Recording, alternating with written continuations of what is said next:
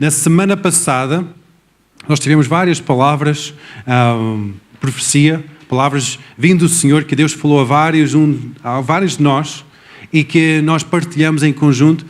E eu tenho estado a pensar muito acerca dessas palavras. Deus tem estado a cravar mais fundo no meu coração essas palavras. E eu encorajo cada um de vocês que quando Deus fala conosco ou convosco individualmente, tomam aquilo a sério. Escreve. Medita novamente. Pensa novamente. O que é que foi? Palavras que vocês receberam anos atrás, em reuniões ou no vosso tempo com o Senhor diariamente. Visita novamente aquelas palavras. Valoriza a voz de Deus. Porque isso é a vossa vida. Isso é aqui que vai traçar um rumo para a vossa vida. E se vocês ainda não veem aquilo manifesto na tua vida, realizado na tua vida, começa a orar sobre isso. Diz, Deus, tu disseste esta palavra, faz isto na minha vida. O que é que se passa? Já passou anos e não vejo a fruto desta palavra, mas faz isso.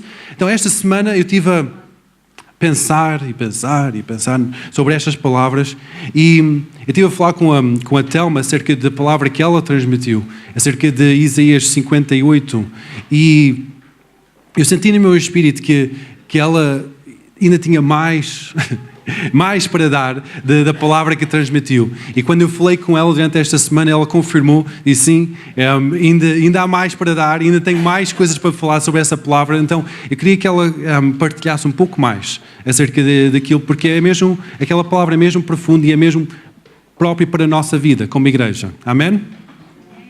Eu gostava que começássemos por reler então esta palavra. Para os que estiveram, para relembrarmos, para os que não estiveram, para ouvirmos o que diz Isaías 58. E diz assim: clama em alta voz e não te detenhas. Levanta a tua voz como a trombeta e anuncia ao meu povo a sua transgressão e à casa de Jacó os seus pecados. Todavia me procuram cada dia. Tomam prazer em saber os meus caminhos, como um povo que pratica a justiça e não deixa o direito do seu Deus. Perguntam-me pelos seus direitos da justiça, têm prazer em se chegar a Deus, dizendo: porque jejuamos nós e tu não atentas para isso? Porque afligimos as nossas almas e tu não o sabes? Eis que no dia em que jejuais, achais o vosso próprio contentamento e requereis todo o vosso trabalho. Eis que para contendas e debates jejuais e para dardes punhadas impiamente. Não jejueis como hoje, para fazer ouvir a vossa voz no alto. Seria este o jejum que eu escolheria, que o homem um dia aflige a sua alma e inclina a sua cabeça como o junco e estenda debaixo de si saco e cinza? Chamarias tu a isto jejum e dia aprazível ao Senhor? Porventura não é este o jejum que escolhi? Que soltes as ligaduras da impiedade e que desfaças as ataduras do jugo? Que deixes livres os quebrantados e despedaços todo o jugo? Porventura não é também que repartas o teu pão com o faminto e recolhas em casa os pobres e os deterrados? E vendo o nu o cubras e não te escondas da tua carne? E então romperá a tua luz como a alva e a tua cura apressadamente brotará. E a tua justiça irá diante da tua face, e a tua glória e a glória do Senhor será a tua retaguarda. Então clamarás, e o Senhor te responderá.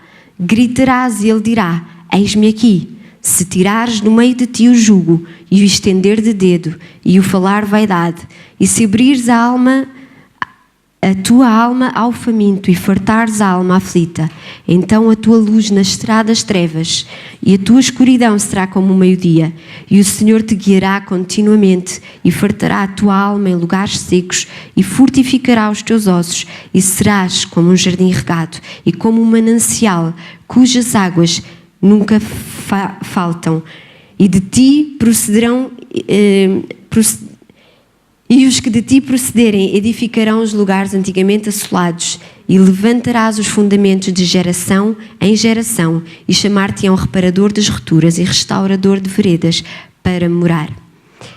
E aquilo que veio ao meu coração, e a semana passada em quem estava viu, eu fiquei com o meu coração bastante inquieto, porque era uma palavra difícil de trazer. É mais fácil falar não é? De quantas bênçãos Deus tem, quantas coisas boas e do amor de Deus. E esta era uma palavra de exortação, não é? E dizer, olha e vê onde tu estás. Olha e vê onde tu tens o teu coração. E para mim estava a ser difícil, de facto, transmitir tudo aquilo que eu queria. E aquilo que veio ao meu coração, não é? Falar à igreja, é que esta é uma palavra, e eu disse isto a semana passada, que não é para os que estão lá fora, não é? Esta palavra inicia a dizer para esta palavra ser trazida ao seu povo, àqueles que procuram os seus caminhos. E aquilo que sinto é que Deus quer mais do que o suficiente de nós. Nós temos feito, a maioria de nós, se calhar, aquilo que é o suficiente. E Deus está a dizer, é mais do que o suficiente. É um tempo diferente, é algo diferente onde Deus nos quer levar. E o suficiente não dá, não chega. É um nível de compromisso de cada um de nós para com Deus que deve ser alargado. E para isso é preciso largar alguns embaraços. Coisas que até podem não ser pecado. Pode ser pecado, mas podem ser coisas que simplesmente nos afastam e nos desvirtuam de estar mais com Deus ou de nos focarmos, não é? E aquilo que veio ao meu coração é isso, ocupam-nos e desfocam-nos daquilo que é o alto. Eu fui ver o que é um jugo. Eu não sei se todos sabem, o jugo é uma peça de madeira que é colocada sobre os bois, para os bois trabalharem no campo. E eu estava a meditar sobre esta palavra, e aquilo que eu estava a sentir é que esta peça, esta madeira, não é? Este jugo condiciona. Eu não estou a falar que é pecado, mas condiciona-nos. Há coisas que nos condicionam, que nos limitam, conforme aquela peça sobre aquele boi o limita e o condiciona naquela situação de trabalho. E é necessário tirar isso do nosso meio, é necessário tirarmos isso das nossas vidas. Eu queria separar isto em dois momentos, aquilo que eu sinto, que é para trazer à igreja, e aquilo que eu meditei e refleti, e que Deus falou comigo sobre esta palavra, porque também o Sete deu-me liberdade para isso, Pastor Sete. Então isto é aquilo que eu sinto de Deus e que eu senti a semana passada que devia transmitir. E eu tenho refletido muito sobre esta palavra.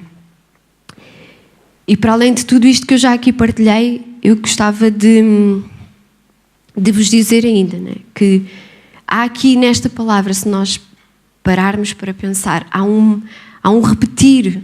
Não sei se vocês sentem a mesma coisa ao ler esta palavra, não é? Deus diz mais do que uma vez, deixem disto, deixem daquilo, deixem de fazer isto, porque eu farei assim, porque eu farei... Não é? Há a repetir. E isto é dividido em dois momentos. A primeira parte, que está aqui no versículo 3, 4. Desculpem, 6. Porventura estes o jejum que escolhi, que soltes as ligaduras de impiedade e desfaças as ataduras do jugo. Então esta primeira parte é sobre a nossa vida, não é? Deus está a falar, isto cuida sobre ti. Deixa a impiedade e solta, desfaz todo o jugo. E depois há uma segunda parte que é de nós para com os outros, e foi interessante porque aquilo que o Zé há pouco partilhava nas ofertas, né? Vai muito ao encontro daquilo que também veio ao meu coração. E a segunda parte é de nós para com os outros, e diz para trazermos livramento sobre os quebrantados, para despedaçarmos o jugo, para repartirmos o pão, para recolhermos em casa os pobres, para cobrir o nu e para não nos escondermos dos da nossa carne. E isto fez-me meditar numa palavra que há umas semanas o Tiago partilhou no nosso grupo de vida e que eu gostava de partilhar convosco. Veio ao meu coração partilhar convosco, que está em Lucas 10, que é o bom samaritano. E eu não quero retirar muito tempo da pregação, mas quero só relembrar-vos, porque creio que a maioria pelo menos conhece, em que a dada altura um doutor da lei questiona Jesus e diz: quem é o meu próximo? Sabem qual é esta palavra? A maioria. E o interessante é que Jesus não lhe diz quem é o próximo dele. Jesus diz-lhe, se vocês depois lerem no versículo 33, diz ao doutor para ele ser o próximo daquele que passar por ele. Não lhe diz quem é o próximo dele, diz: "Sê tu o próximo". E isso tem-me falado muito à minha vida, porque às vezes nós somos tão espirituais que fazemos como aquele sacerdote, aquele levita que passaram ao lado daquele homem que precisava. Foram no seu caminho. Aliás, não foram no caminho, desviaram-se. A Bíblia diz que se desviaram. Não é? E aquele samaritano disponibilizou-se. Não foi à procura de nada. Ele disponibilizou-se para auxiliar, para ser o próximo daquele que estava no seu caminho. E eu creio que isto que Deus está a falar à nossa vida. E gostava de deixar por fim 2 Coríntios 4:18, que diz assim: "Não atentando nós nas coisas que se vêem, mas nas que não se vêem, porque as que se vêem são temporais e as que não se vêem são eternas." Que este seja o nosso foco, o nosso dia a dia, naquilo que é eterno. Amém. Aleluia. O desejo de Deus é que nós realmente sejamos abençoados. Muitas vezes nós podemos pensar que o desejo de Deus é que nós andamos na suficiência, no que é o mínimo, o que é aquilo que está confortável. Tenho dinheiro suficiente para pagar as minhas contas, até te sobra um pouco para ir ao cinema de vez em quando. Está um pouco confortável, está equilibrado. Mas o desejo de Deus é que realmente nós sejamos abençoados. Mas essa bênção nunca deve ser uma bênção somente para nosso conforto, nossa gratificação, nosso próprio bem. Mas é realmente para que a luz de Deus brilhe através da nossa vida. Tal como Rafa estava a referir, temos que ser aquele próximo para a pessoa ao nosso lado. Ser as mãos de Deus, o coração de Deus, os olhos de Deus, em cada sítio onde nós formos. Eu posso ver que um grande homem, um grande guerreiro na Bíblia, e não vou falar acerca de rei David, que era conhecido pelo grande guerreiro, nem acerca de Sansão, o forte homem, nem acerca de Gedeão, outro grande guerreiro, mas vou falar acerca de um homem que era um guerreiro que guerreava ao longo de toda a sua vida. Ele era destacado pelo líder para ser o guerreiro, para ser o general, mas era o maior servo no meio do povo. E é Josué, sim. E Josué, ele, quando estava debaixo da alçada ou liderança de Moisés, ele serviu, estava sempre junto a ele. Estava sempre a perguntar: o que é que eu posso fazer? O que é que eu posso fazer? Posso carregar a tua mala? Posso trazer esta água? O que é que eu posso fazer? Chegou uma altura em que o povo de Israel estava a ser atacado por um outro povo no meio do deserto. Moisés subiu para o monte e diz: Josué, lidera as tropas, em que ele batalhou a tarde toda, estava a começar a ficar de noite, e Deus até fez parar o sol para que Josué pudesse derrotar o inimigo que estava à frente dele. Josué, mesmo quando ele estava sob a liderança, ele estava a ter sucesso, porque a atitude do seu coração era uma atitude de estar debaixo da autoridade de serviço.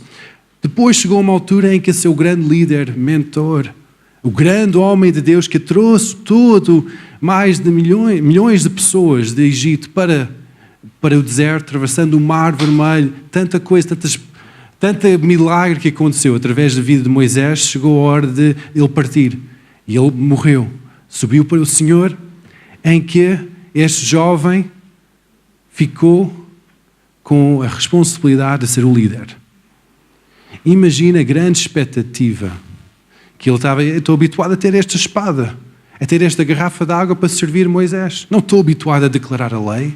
Não estou habituado a liderar, a dizer sim ou não, a julgar o povo. Não estou habituado a isso, nem sei fazer isso. Quem sou eu? E em Josué 1, versículo 6 a 9, há uma passagem que Deus fala com Josué, em que nós todos podemos lembrar este momento tão marcante para a vida deste jovem, em que ele diz assim: esforça-te e tem bom ânimo, porque tu farás este povo herdar a terra que jurei aos teus pais que lhe daria. Então somente esforça-te e tem muito bom ânimo, para teres cuidado a fazer conforme toda a lei que o meu servo Moisés te ordenou, e dela não desviares nem para a direita, nem para a esquerda, nem para que prudentemente conduzes para onde quer que andares. Não se aparte a tua boca livre desta lei, antes medita nela dia e noite, para que tenhas cuidado de fazer conforme tudo quanto nele está escrito, porque então farás prosperar o teu caminho, e então prudentemente te condizerás. Não te mandarei eu, esforça-te, tem bom ânimo. Não pasmes, não tenhas medo, nem te espantes, porque o Senhor teu Deus é contigo, para onde quer que tu andares. Há 3 segredos aqui, em que nós podemos ver como é que nós podemos ter vitória na nossa vida, como é que realmente podemos ter aquela bênção, aquela prosperidade, aquela abundância de bênção sobre a nossa vida. Há 3 chaves que eu quero partilhar convosco, em que eu posso dizer que provavelmente as maiores batalhas que Josué enfrentou não era no campo da batalha. Não era com a espada, com o escudo, mesmo perante grande Jericó, com os muros enormes, mesmo perante a derrota em Ai, mesmo perante todos os reinos que ele defrontou, mas a maior batalha que ele estava a enfrentar, em que ele enfrentou todo o seu caminhar, era cá dentro. Era cá dentro. O nosso campo de batalha, eu posso sugerir que talvez o nosso campo de batalha não é contra os demónios, nem é contra o nosso patrão, nem é contra a nossa mulher ou o nosso marido, nem é contra as situações à nossa volta, contra o nosso saldo de conta bancária ou contra o nosso carro. Não é contra isso. A nossa batalha é contra o que está cá dentro. O que está cá dentro. E Deus, quando estava a dar aquele ânimo a Josué, ele estava a referir a seu homem interior, em que quando ele falou vida e deu segredos para ele ter sucesso. E nós podemos ver aqui que a primeira chave, o primeiro segredo que Deus deu foi de ter a lei de Deus na sua boca. Ter a palavra de Deus dentro dele, na sua boca. Meditar na palavra de Deus. Tantas vezes nós podemos passar horas e horas a ver um filme, ver telenovelas, a ler o jornal, e nós meditamos sobre muita coisa que são leis deste mundo e não são leis conforme a palavra de Deus. Se nós queremos ter realmente sucesso e ver a provisão e a abundância de Deus na nossa vida, primeira coisa, que esta palavra seja nosso pão, seja aquilo que nós buscamos diariamente. Se tu não tens o desejo de ler a palavra, não há problema. Lê. Se não tens o desejo, começa a ler, começa a agarrar num capítulo, está dividido em 66 livros, que é uma maravilha. Agarra um dos 66 livros, há uns mais pequenos, outros maiores. Não há problema, agarra num e começa a ler. Começa a meditar sobre esta palavra. É simples, qualquer pessoa. Os meus filhos desde pequenos, desde que eles conseguissem ler, eles todas as noites leem a palavra de Deus. Todas as noites é quase como aquela vitamina. Cada dia, alimenta-te da palavra. Alimenta da palavra. Nós, quanto maiores nós somos, muitas vezes nós pensamos, eu sei tudo, estou na igreja há 30 e tal anos, e nem preciso de ler a Bíblia, já sei isto tudo de cor. Desafio-te. Lê a palavra. Vai ser a tua vida. Uma coisa tão simples que Deus falou. Ele não disse, olha, Josué, prepara os arqueiros, prepara os soldados, prepara as espadas, tens de ter umas espadas maiores, porque vais enfrentar uns gigantes, tens de ter mais lanças. Ele não disse isso. Ele disse, vai, medita na minha palavra. Medita na minha palavra. Porque ele sabia que quando ele conseguisse ganhar a batalha cá dentro, qualquer inimigo que se apresentasse à sua frente ia ser derrotado. Amém? Segunda chave foi de meditar na palavra dia e noite.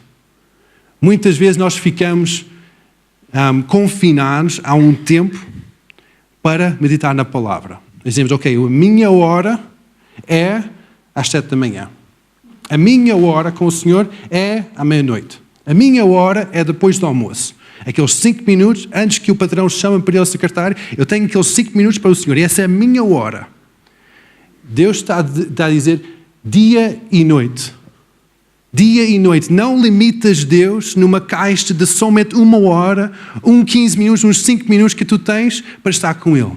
Dia e noite. Sempre. Medita na palavra. Pensa nele diariamente. Se tu tens que pôr fones para teres música cristã nos teus ouvidos, tens que passar a Bíblia. Há programas fantásticos hoje em dia que é a Bíblia falada. Então nem é preciso ler a palavra. Podes pôr fones, podes ter a Bíblia, estar no teu homem interior diariamente. Dia e noite, medita na palavra. Não basta ter a palavra de Deus na tua boca, mas tu tens que ter aquela palavra de Deus no teu coração. Tens que deixar que aquela palavra transforme o teu homem interior. Amém? Aleluia! E depois, a terceira chave é fazer o que está a falar e a meditar. Fazer. Isso é que é mais complicado. Isso é que é mais... É fácil fazer o blá blá blá, não é? É fácil falar, é fácil até meditar e pensar. Mas depois, vamos lá traduzir isso em linguagem de gente que trabalha, não é? Ok, vamos lá trabalhar nesta palavra. Isso é que é mais complicado. Isso, trazer os conceitos do reino de Deus para o teu emprego, para o teu relacionamento conjugal, para o teu relacionamento com os teus filhos, trazer a palavra de Deus para a tua vida, isso é que é complicado. Ali é que está complicado. Mas isso é uma chave que Deus está a dar a Josué. Não somente medita na minha palavra, não somente lê a minha palavra, não somente declara a minha lei, mas faz o que estás a falar. Sem um exemplo, sem um testemunho, sem uma voz que não somente fala, mas que age. Homem de caráter. E esse é que Deus está a dizer para nós hoje. Que não somente que a nossa palavra seja uma palavra boa, não somente que a nossa vivência, o que nós consumimos seja bom, mas que o que nós fazemos que seja bom também. Amém? Porque a batalha maior está cá dentro. Diz em Mateus 15, em que Jesus estava a falar para os seus discípulos, diz que Mateus 15, 18 a 20, diz, mas o que sai da boca procede do coração, e isso contamina o homem. Porque do coração procedem maus pensamentos, mortes, adultérios, prostituição, furtos, falsos testemunhos e blasfémias. São essas as coisas que contaminam o homem. Mas em comer sem lavar as mãos, isso não contamina o homem. Isto era um debate que Jesus estava a ter com os religiosos, e que ele estava a dizer, tu tens que lavar as mãos, não estás a lavar as mãos bem, tens que pôr de outra forma, de outro jeito. E Jesus estava a dizer, o que é que sai da tua boca, isso é que está a contaminar-te. A tua vivência que está a contaminar-te. Muitas vezes nós pensamos, ok, se eu ponho roupa bonita, se eu visto bem, se eu até chego a horas, está tudo bem. Mas depois cá dentro, eu posso ter uma vivência negativa. Uma vivência de crítica. Uma vivência de dizer, já viste esta pessoa? Eu não vou falar nada. Mas cá dentro, isso está, nós estamos a julgar, estamos a apontar o dedo. Naquela passagem em Isaías, não somente fala acerca do jejum perfeito, mas fala acerca do apontar o dedo, de falar mal, em que muitas vezes o nosso coração, nós podemos estar a dizer tudo bem cá fora, mas no nosso coração, na nossa vida, e a batalha está feroz. Em que muitas vezes nós dizemos coisas cá dentro que nem um pecador devia pensar. E nós somos filhos de Deus. Em que Deus quer o melhor para nós, mas nós temos que salvar, temos que deixar que este homem cá dentro seja salvo. Nós temos que fazer um pacto com Deus, um jejum contra o negativismo, contra apontar o dedo. Sabe que ser positivo é uma faceta de Deus? Ele vê o lado positivo das coisas. Ele não vê o copo meio cheio ou vê o copo meio vazio ou vê o copo meio cheio. Deus não vê uma pessoa que está viciada no tabaco ou viciada em drogas. Ele vê uma pessoa criada à sua imagem e semelhança, que neste momento está amarrado, mas tem um potencial astronómico para mudar o mundo. Ele vê a forma positiva. Muitas vezes o que acontece em nossa vida, nós vemos a forma negativa. Por isso que o desafio que eu faço hoje é: vamos fazer um jejum do negativismo. Vamos deixar que a nossa vida... E eu acho que esse jejum vai ser muito mais difícil do que tirar alimentos. Porque nossa tendência normal, humana, é criticar. É ser negativo. É ver o lado pior do cenário. Ver o lado mau. E eu desafio-vos. Vamos lá mudar cá dentro. Este homenzinho cá dentro, vamos lá mudar. Ver o lado positivo, ver como Deus vê cada cenário, falar como Deus fala sobre cada situação. Isso é trazer a luz de Deus a cada situação. Quando nós vemos o lado negativo, estamos a trazer se é possível, trazer uma luz negra à situação e trazer escuridão.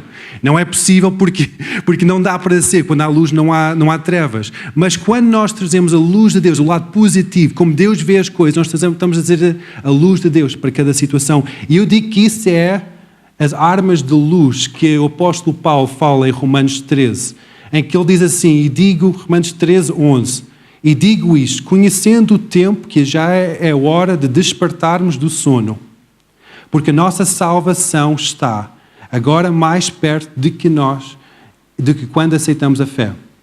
A noite é passada e o dia é chegado, rejeitamos, pois, as obras das trevas e vistamos das armas da luz.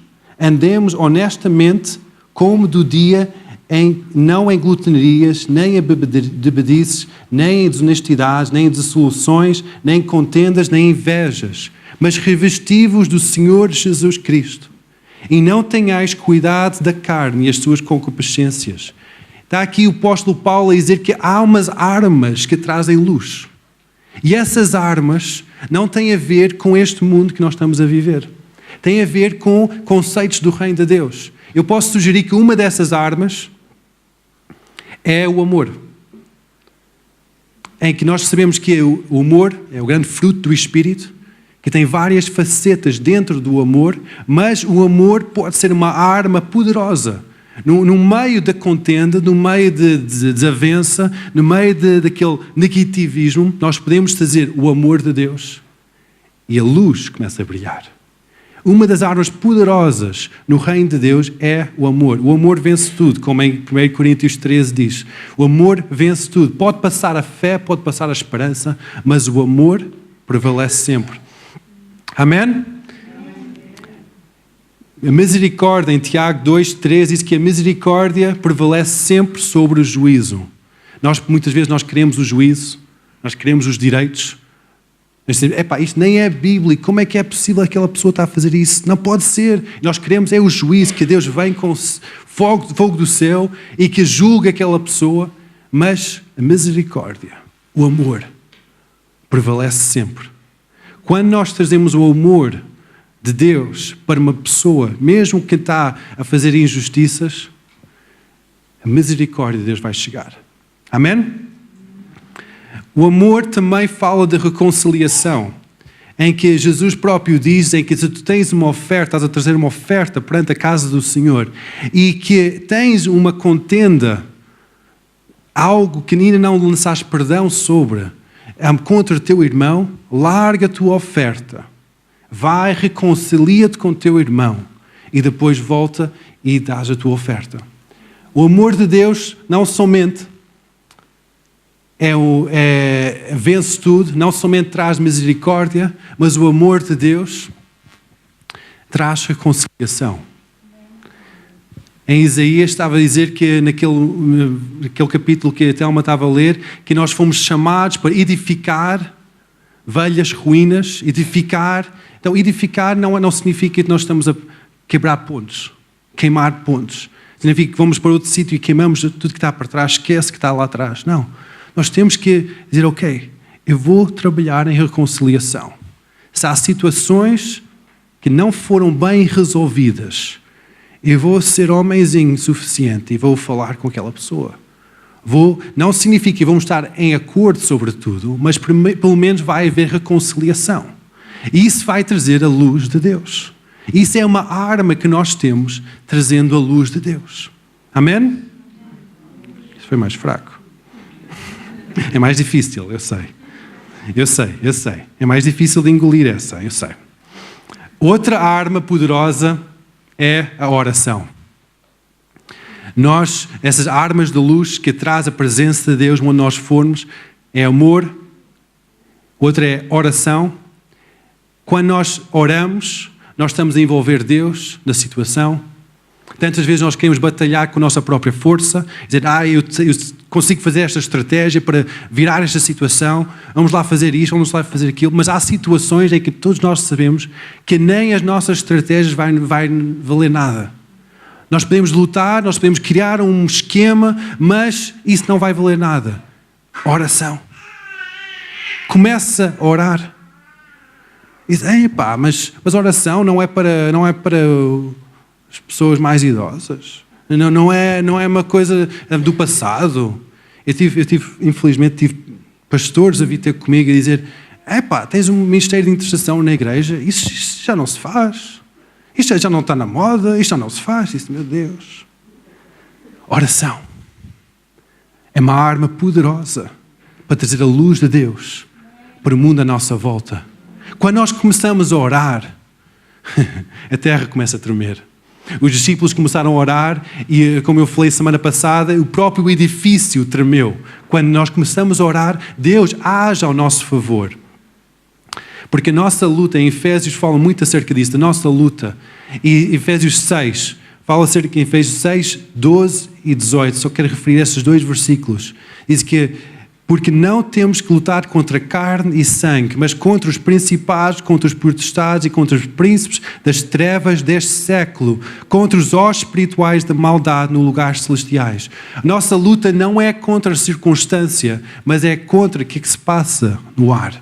Por isso que quando nós vimos uma circunstância de contenda, de ódio, o que eu fazia quando eu vi isso acontecer? Porque quando eu trabalhava, vi essas situações acontecer muito. Eu ia para um lugar privado, dobrava meu joelho e começava a orar. Porque eu sabia que não era contra A, B, C ou D que era a minha batalha. Porque isso era somente alguma coisa a vir contra a minha vida. Mas era uma batalha que estava por trás. Era uma batalha espiritual. Em que eu tive que ir contra tudo que estava a tentar roubar a minha paz, roubar a minha alegria, a minha vida. E tive que ganhar essa batalha nos joelhos.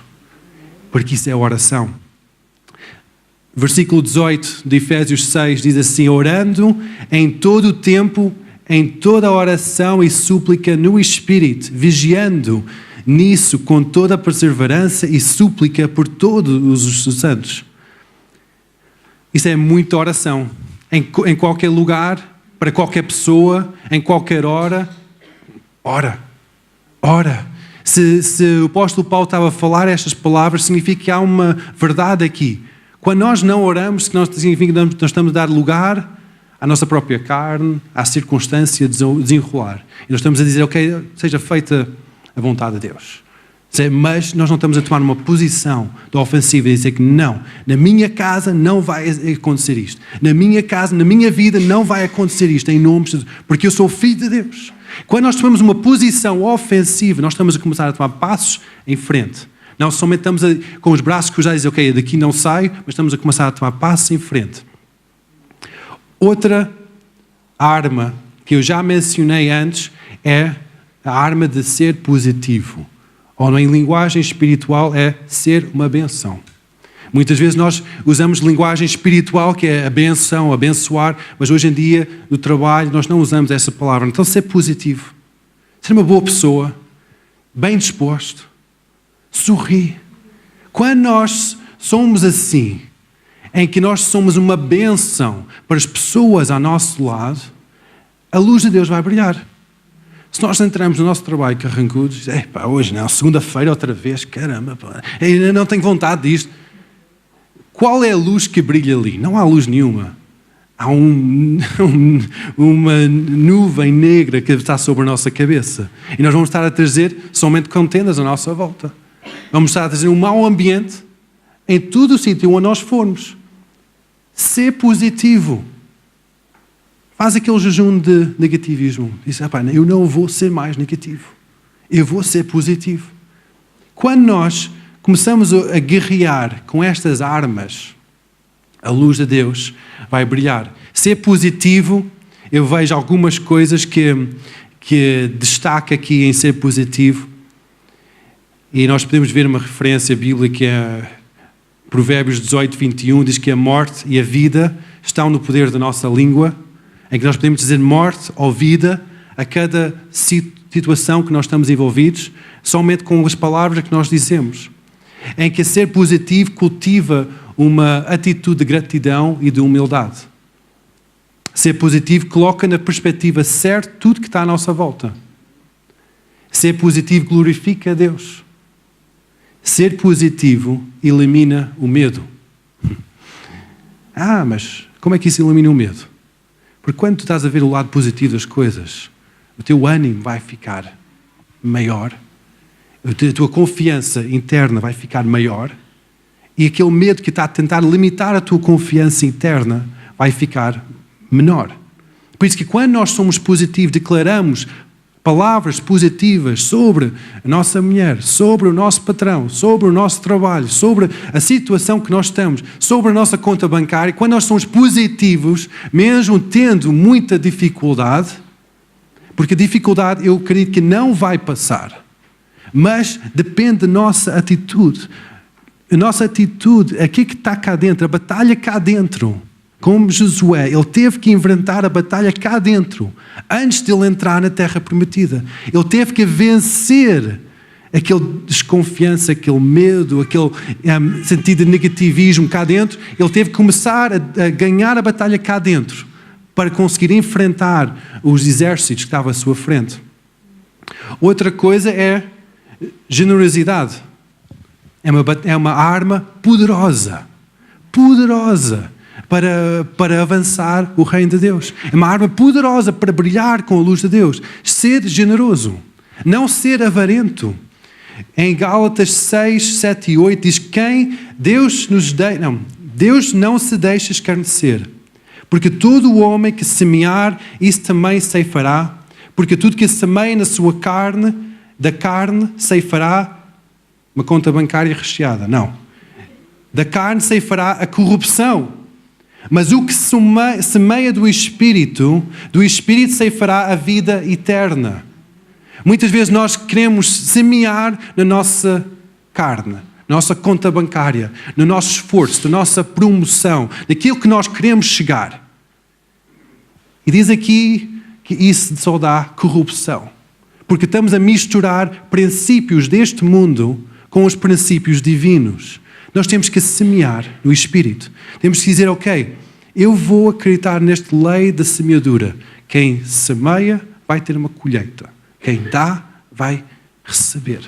É uma lei espiritual, em que é uma das leis que o reino de Deus é gerido por essa lei da semeadura, que oferta, dízimos, dar, ser generoso, ser bondoso com as pessoas à nossa volta.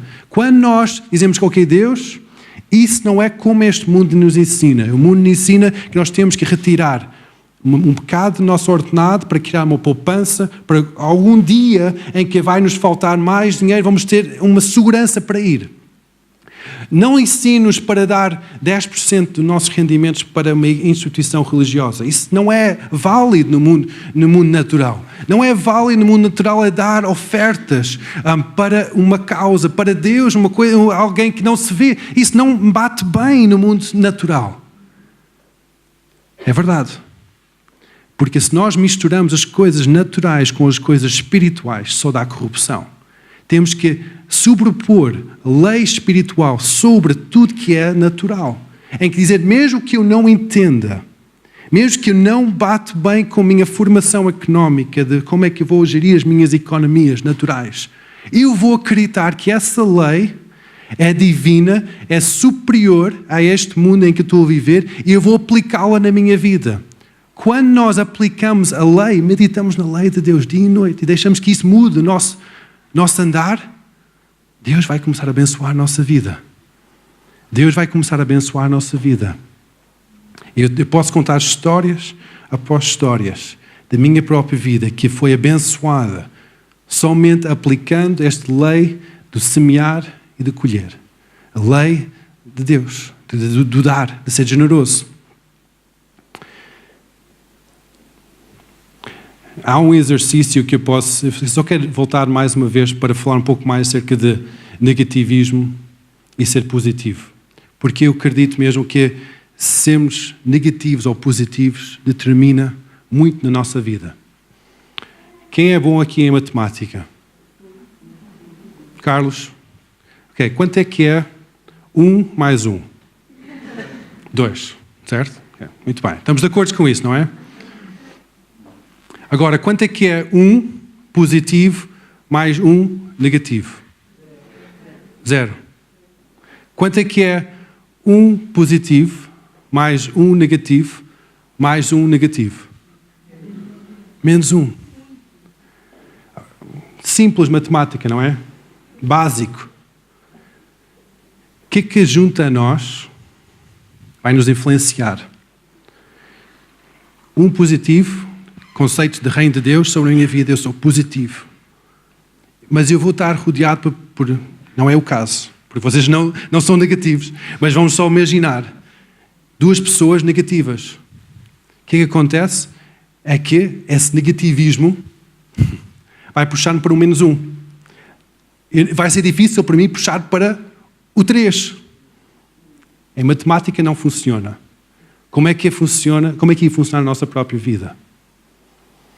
Nós temos que nos rodear por pessoas que puxam-nos para cima. Temos que ser positivos. Abençoar tudo que está à nossa volta. E quando nós começamos a abençoar, isso vai começar a multiplicar também.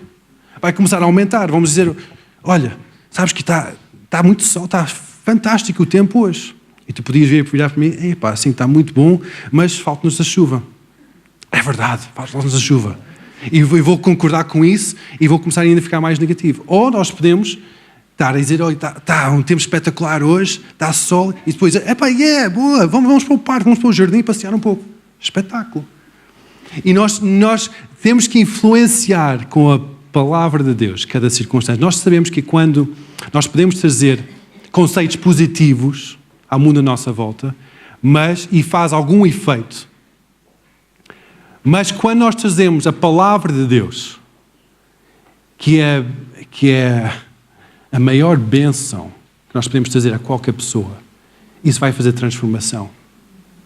No Novo Testamento fala mais de 100 vezes, acho que é 101 ou 108 vezes, numa palavra no grego que eu mencionei no retiro, mas eu vou mencionar novamente, em que é uma palavra que é sozo, S-O-Z-O, em que essa palavra tem muitas traduções no português e no inglês, mas é uma palavra que é usada muitas vezes para um conceito que nós chamamos salvação, que é a maior bênção que nós temos, que é a salvação. Trouxe-nos ao lado mais positivo da vida, a salvação. Mas esta palavra sozo não é somente uma salvação de tirar-nos o pecado, perdão dos nossos pecados, mas esta palavra tem como definição uma mudança total da nossa vida. É para manter-nos salvos do perigo de destruição iminente, restauração mental, física, familiar, uma transformação total. Por isso que quando Jesus veio para morrer para a humanidade, dar a sua vida perfeita para nós, foi para trazer salvação. Não é? Agora, por que é que nós limitamos essa salvação a um conceito vago de eternidade, de vida eterna? Por que é que nós não trazemos esta salvação para que seja uma mudança total da nossa vida. É que nós deixamos que essa luz de Deus brilha na nossa gestão financeira, brilha na nossa gestão conjugal, brilha na nossa gestão familiar, na nossa gestão profissional, brilha na como é que vamos escolher o rumo da nossa vida, que esta salvação nos transforma. Porque esse é o desejo que Deus tinha, era para trazer esta salvação a cada área da nossa vida. E foi isso que Deus falou com Josué. Para que meditar na palavra de Deus, dia e noite. Fala a palavra de Deus e age na palavra de Deus. Quando nós fazemos isso, cada área da nossa vida é transformada.